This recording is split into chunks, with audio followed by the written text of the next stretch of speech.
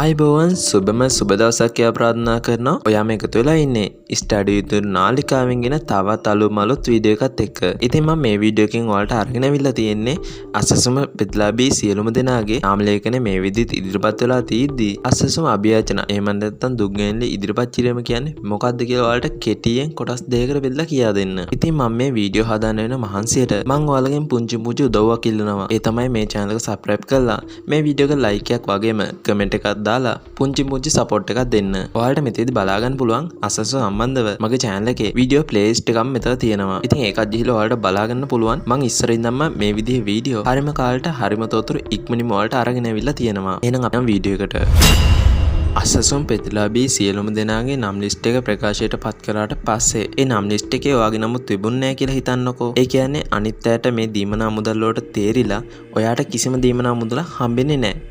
ඉතින් මෙන්න මේ වගේ වෙලාවට ඔයාට පුළුවන් දුක් ගැනලි ෆෝම් එකක් හරි ඔන්ලයින් අභියාචනා හරි දාන්න. ඒ මං කිව්වේ පළවෙනි ක්‍රමය. ඉතින් මං දෙවෙනි ක්‍රමයේ විදිහට ඔයාලට කියන්නම්. ඔයාගේ නම අසසුම් ප්‍රතිලාභ නාම ලේඛනයේට තේරලා තිබුණා කියලා හිතන්නකෝ. ඒ කිව්වේ ඔයාට රුපියල් 5000 දීමනාව සඳහා තේරලා තිබුණා. ඔයා රුපියල් 5000 දීමනාව සඳහා සුසුකම් තිබෙනවා නම් ඔයාට පුළුවන් එහෙම වෙලාවෙදිත් අභියාචනාවක් එහෙම නැත්නම් දුක් ගැනලක් ඉදිරිපත් කරන්න.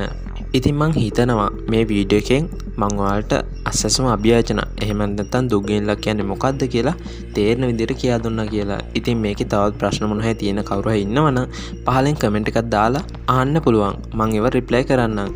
ඒ වගේමයි මේ channel එක subscribe කරලා පුංචි support එකක් දෙන්න වගේම මේ වීඩියෝ එක ඔයාගේ දන්නේ නැති යාළුවන්ටත් share කරන්න.